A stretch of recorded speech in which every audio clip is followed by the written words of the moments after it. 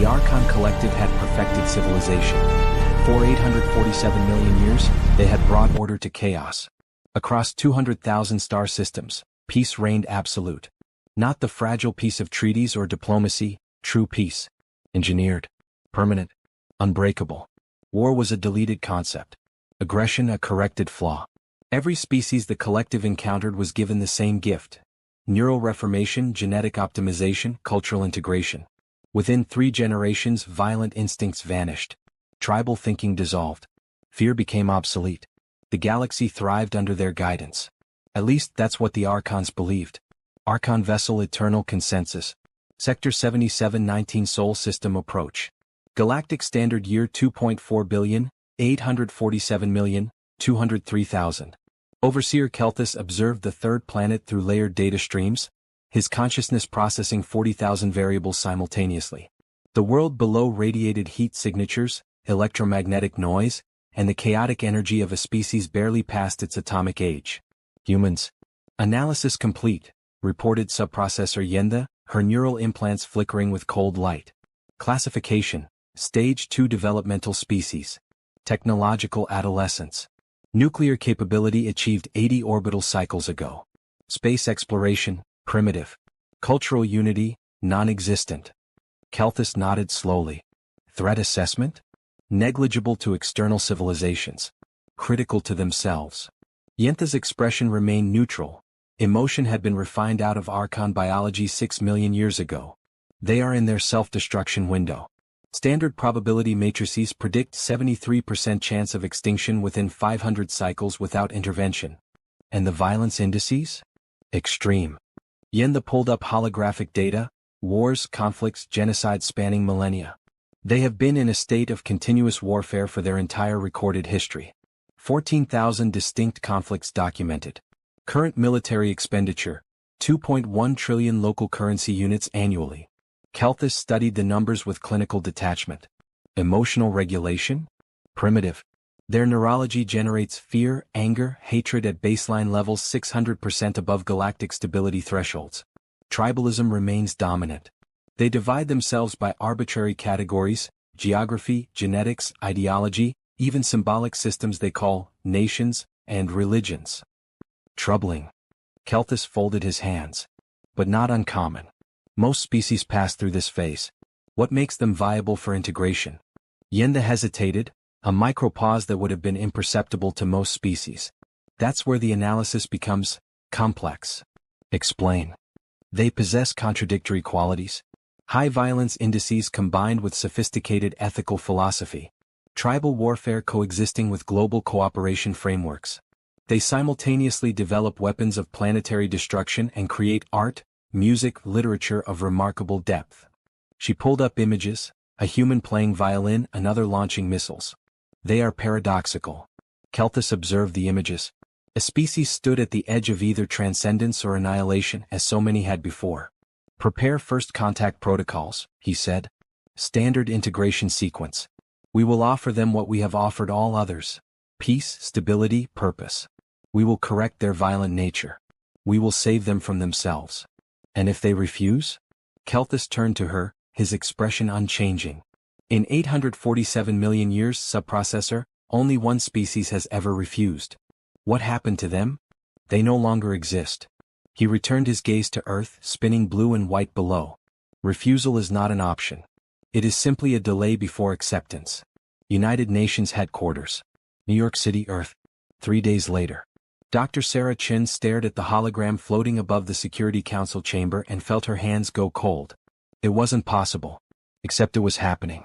The being called itself Overseer Kelthus, and it spoke perfect English, Mandarin, Arabic, Spanish, and every other human language simultaneously through some technology that made her head hurt to contemplate. Its form was humanoid but wrong, too symmetrical, too perfect, like someone had designed a person using pure mathematics. You stand at a crossroads, Kelthus said, his voice resonating through translation devices that had appeared in Earth's orbit 3 days ago. We have observed your species for 40 solar cycles. We have watched you develop, struggle, and suffer. We have seen your wars, your violence, your pain. Sarah glanced at Secretary General Okonkwo, whose face had gone ashen. Around the chamber, representatives from 193 nations sat in stunned silence. We are the Archon Collective, Kelthus continued. For longer than your species has existed, we have brought peace to the galaxy. We have corrected the flaws that cause suffering. We have eliminated war, poverty, disease, and death itself across 200,000 star systems. A holographic display materialized, worlds of impossible beauty, cities of light, beings of countless species living in perfect harmony. We offer you the same gift. Sarah felt Ambassador Petrov lean closer. Is this real? He whispered. Yes, she whispered back, still staring. Every sensor we have confirms it. Those ships in orbit, they're real. Your species suffers because of biological programming, Kelthus explained. Fear, anger, tribalism. These instincts served you when you were primitives, but now they threaten your extinction. Your violence is a disease and we have the cure. The hologram shifted, showing human neural patterns, then altered versions, cleaner, more orderly. We will rewrite your neurology. Remove the capacity for violence. Eliminate tribal thinking. Unify your consciousness into the collective. Within 3 generations, humanity will know true peace. You will never again know war, hatred, or suffering. Okonkwo found his voice. And, if we refuse? For the first time, something like expression crossed Kelthus's face. Disappointment. Pity. Refusal is an act of violence, against yourselves and the galactic order. A species that chooses chaos over peace cannot be permitted to spread beyond their world. Refusal means quarantine. He paused. Or correction by force. You're threatening us, said Ambassador Lu, her voice sharp. We are offering you a choice, Kelthus replied. But understand, there is only one path forward. You may walk it willingly or you may be carried. But you will walk it. Sarah felt something cold settle in her chest. She'd spent her career studying first contact scenarios, had written papers on diplomatic protocols with hypothetical alien civilizations. None of them had prepared her for this. How long do we have? Okonkwo asked quietly. 1 solar rotation, Kelthus said. 1 of your years. Use it to prepare. Examine our offer. Study our civilization. At the end, we will return for your answer. The hologram flickered. Choose wisely, humanity. We are offering you paradise. Do not choose extinction instead. The transmission ended. For a long moment, the chamber sat in absolute silence. Then someone started crying. And Sarah Chin realized that humanity's greatest test had just begun. The choice. Geneva, Switzerland Global Summit Facility. 6 months after first contact. The world had not slept in half a year. Dr. Sarah Chin stood before the largest gathering of human minds ever assembled. Scientists, philosophers, military leaders, religious figures, artists, and representatives from every nation on Earth. The chamber was designed for 1,000 people. 5,000 had crammed inside. Another 2 billion watched remotely.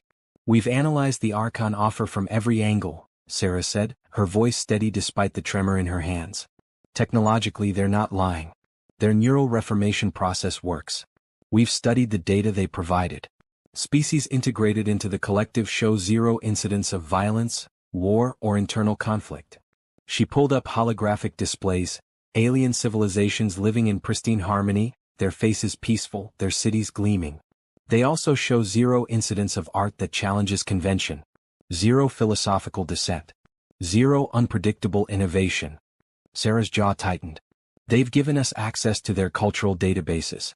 In 847 million years, the collective has produced exactly 0 new forms of music. 0 controversial literature.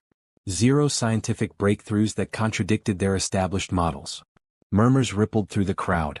Because, Sarah continued, you cannot have innovation without conflict. You cannot have growth without struggle. You cannot have choice without the possibility of wrong choices. She took a breath. They're not offering us peace. They're offering us lobotomy. Dr. Yuki Tanaka, the Japanese neuroscientist, stood. But Sarah, look at what we are. Look at our history. She gestured to displays showing humanity's wars, the Holocaust, Rwanda, Hiroshima, Syria. Millions dead. Billions suffering. If we refuse, if we continue as we are, we destroy ourselves within generations. The Archon's own models show. Models based on species that accepted reformation, interrupted General Marcus Webb, U.S. Strategic Command. They have no data on what happens when a species says no and means it. Because species that say no get erased, said Ambassador Chinwei softly. They told us this. One species refused. That species is gone. Silence fell like a hammer. Rabbi Miriam Goldstein rose slowly. I have spent 6 months in prayer over this. 6 months asking what God would want. And I think. She paused, gathering strength. I think God would want us to remain human. Even with all our flaws. Perhaps especially with our flaws. Imam Hassan al-Rashid nodded. The Quran teaches that Allah created us with free will. The Archons would take that away. Without choice there is no morality. Without struggle there is no meaning. Meaning? Ambassador Petrov laughed bitterly. My grandfather died in the siege of Leningrad. My daughter was killed in the Moscow bombing of 2019. Tell me about the meaning of human violence. I'm not saying our violence has meaning, Rabbi Goldstein said gently. I'm saying that what we create despite our violence has meaning. That our capacity to choose peace even when we could choose war, that's what makes peace precious. Sarah felt tears threatening. We're not perfect. We're chaotic, emotional, violent, and scared. But we're also capable of tremendous love, creativity, sacrifice, and growth. The question isn't whether we're flawed. The question is, do our flaws define us or does what we do with them define us? President Elena Vasquez of the Pan American Union stood. Dr. Chen, General Webb, what happens if we refuse? Realistically. General Webb's expression was grim. We lose. Badly. Their smallest scout ship has firepower equivalent to our entire nuclear arsenal. They have 40,000 vessels. We have nothing that could scratch their paint. Then what's the point? Someone shouted from the back. If we can't win, why not just accept? At least our children would live. Would they? Sarah shot back. Would they live or would they exist? There's a difference. Dr. Amara Osei, the Ghanaian physicist who'd been studying Archon technology, stood slowly. I've been running models. Trying to understand how species like us, violent, chaotic species, ever survived long enough to be conquered. And I found something interesting. The room focused on her. The Archons are perfect. Their technology is flawless. Their strategies are optimal. Their predictions are 99.97% accurate. Amara smiled slightly. But they've never fought anyone like us. They've never fought a species that was still violent when they showed up. Every other species they've encountered was either peaceful already, or exhausted from their own wars, or technologically inferior enough that resistance was impossible. We're all three, Petrov muttered. No, Amara said. We're in our nuclear age. We have space capability. We have global communications. We have 8 billion minds that spent the last 6 months doing something the Archons can't predict. What's that? Sarah asked. Preparing for a fight we can't win. Amara's smile widened. They think violence is a flaw. They've optimized it out of their thinking. But we've spent 200,000 years perfecting it. And in the last 6 months, every military on Earth has been sharing data. Every scientist has been collaborating. Every human has been united by one thing. What? Whispered Rabbi Goldstein. Fear. Anger. Stubbornness. Amara looked around the chamber. All the things they want to cure us of, we're weaponizing them. General Webb stood. She's right. We've wargamed every scenario. We can't beat them in a conventional fight. But we don't plan to fight conventionally. We plan to fight like humans. And what does that mean? President Vasquez asked. It means we cheat, Webb said simply. We lie. We adapt. We sacrifice. We do things no rational, peaceful species would ever do. We make their perfect calculations fail by being unpredictable, irrational, and absolutely unwilling to quit. Sarah felt something stir in her chest. Not hope, not quite. But something close. We'll lose millions, she said quietly. Maybe billions. We'll lose everyone if we accept, countered Dr. Tanaka. Everything that makes us us will be gone. At least if we fight, we die as humans. The vote was called. It took 6 hours. When it was done, Secretary General Okonkwo stood before the cameras broadcasting to every human on Earth, his face carved from stone. People of Earth. After consultation with every nation, every faith, every scientific body, and billions of individual voices, we have reached our decision. He paused and Sarah saw his hands tremble. When Overseer Kelthus returns in 6 months, we will tell him, humanity refuses. We will not surrender our nature. We will not trade our souls for safety. We will not become what they want us to be. The chamber erupted, cheers, sobs, prayers. We choose to remain human, Okonkwo continued, his voice rising. With all our flaws, all our violence, all our chaos, we choose to remain free. And if that choice costs us everything, He looked directly into the camera. Then at least we'll fall as ourselves. Archon vessel eternal consensus. High orbit, Earth. Overseer Kelthus watched the transmission with something approaching confusion, an emotion he had not felt in 6 million years. They're going to refuse, Subprocessor Yenda said quietly. Every probability model confirms it. Irrational, Kelthus murmured. We offer them paradise. They choose death. Not death, Yenda corrected, studying the data streams. Defiance. There's a difference. Kelthus turned to her sharply. You sound almost admiring. Yenda's expression remained neutral, but Kelthus noticed her neural implants flickering in unusual patterns. I'm simply observing. They are unexpected. They are flawed. Yes. Yenda watched the celebrations on Earth below. Millions of humans gathering in streets, holding each other, crying and laughing and singing. But their flaws make them interesting. Interesting, Kelthus said slowly, is not valuable. Order is valuable. Peace is valuable. Predictability is valuable. Then why, Yenda asked softly, have we not advanced in 847 million years? Kelthus stared at her. Prepare the correction fleet, he said finally. If they refuse, we will show them the cost of chaos. We will teach them that peace is not a choice, it is an inevitability. But as he watched the celebrations below, something nagged at his perfectly ordered mind. For 847 million years, every species had eventually accepted. These humans were celebrating their refusal like a victory. And for the first time in his impossibly long life, Overseer Kelthus felt something he couldn't process, couldn't categorize, couldn't optimize away. Uncertainty. Overseer Kelthus materialized in the holographic chamber above the United Nations, his form composed of light and certainty. Behind him, visible through every telescope on Earth, hung the Archon correction fleet, 12,000 vessels, each capable of sterilizing a continent. The human delegates sat in silence, waiting. 1 year ago, Kelthus began, we offered you a gift. Today we return for your answer. Secretary General Okonkwo stood, a single human before an empire of stars. His hands did not shake. Overseer Kelthus, we have considered your offer with the seriousness it deserves. We have debated, studied, prayed, and deliberated.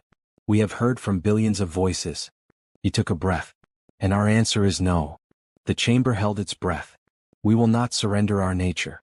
We will not trade our freedom for your peace. We will not become what you demand. Okonkwo's voice grew stronger. We choose to remain human. Flawed, chaotic, violent, beautiful, terrible, creative, destructive, human. And if that means you destroy us, then we will fall as ourselves. Kelthus was silent for a long moment. You understand what you are choosing? His voice carried something new, not anger but genuine incomprehension. Extinction over evolution. Death over transcendence. Chaos over peace. We understand, said Dr. Sarachin, standing beside Okonkwo. We're choosing choice itself. Even if it's the wrong one. Especially if it's the wrong one. Because without the freedom to be wrong, there's no meaning in being right. Irrational, Kelthus said. Yes, Sarah agreed and smiled. Completely. Kelthus looked down at them, these small short-lived creatures who dared to defy 847 million years of perfected order. In his long existence, he had encountered countless species. None had ever looked back at him with such absolute, terrifying certainty in their own insanity. Then you leave us no choice. His form brightened. Correction Protocol Omega is authorized. Your civilization will be pacified by force. Your neurology will be reformed. Your cultural identity will be preserved in archives, but your violent nature will be eradicated. You will be saved from yourselves. We don't need saving, General Webb said quietly. We need to be left alone. That, Kelthus said, is not an option. The hologram vanished. Above Earth, the correction fleet began to move. NORAD Command Center, Colorado. 30 minutes later. 12,000 contacts descending, said Lieutenant Commander Jackson, her voice tight. They're spreading out. Looks like they're targeting every major city simultaneously. General Webb stood at the center of the command center, surrounded by screens showing military installations across the globe. Russian, Chinese, American, European, African, Asian forces, all united for the first time in human history. All stations report ready, said Colonel Zhao from Beijing.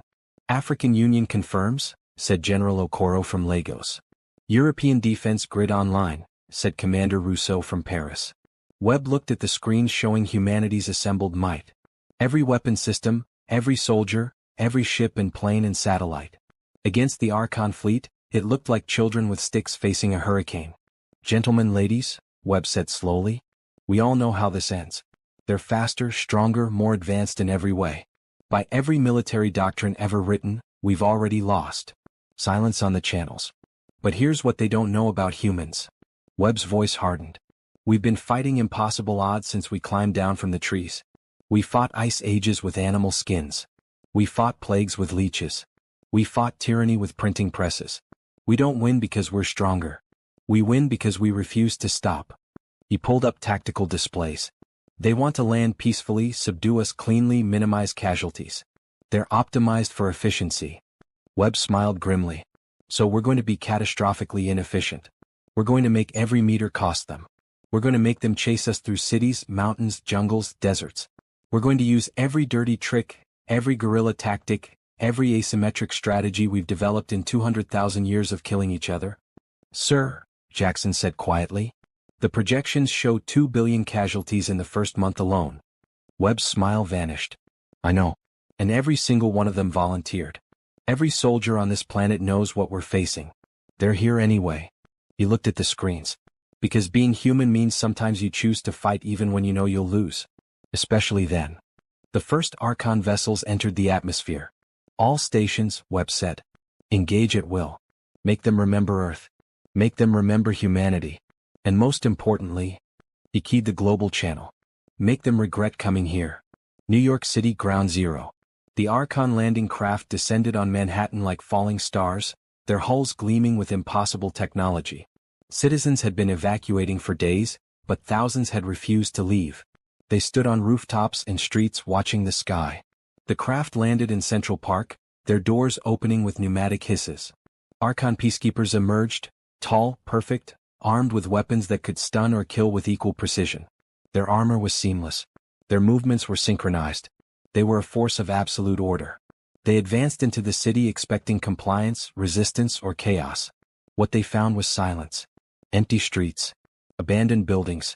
Not a human in sight. Scanning, said Peacekeeper Unit 447. No life signs within 2 kilometers. They've evacuated. Inefficient, noted Unit 563. Emotional response. Fear. They moved forward, spreading through the city in perfect formation, clearing block by block. Then the buildings exploded. Not the Archon units, the buildings themselves. Carefully placed charges that brought skyscrapers down across streets, creating massive barriers of rubble and twisted steel. The peacekeepers scattered, their perfect formations disrupted. From the rubble humans emerged. Not soldiers, citizens. Teachers, doctors, engineers, artists. Elderly men, young women, teenagers. Each one armed with whatever they could carry. Hunting rifles. Molotov cocktails. Homemade explosives. Kitchen knives. This is illogical, shouted Unit 447, its translator struggling. You cannot win. You will die. Yeah, said Sarah Chin, stepping from behind a collapsed wall, holding a pipe bomb and a detonator. We know. She triggered the detonator. The street erupted. Archon command ship. Report, Kelthus demanded, watching tactical displays with growing disbelief. Pacification is not proceeding as calculated, Subprocessor Yenna said, her voice strained. They're not fighting conventionally. They're destroying their own infrastructure to slow our advance. They're using civilian populations as combatants. She paused. They're making every meter cost us time and resources. Kelthus watched feeds from a dozen cities.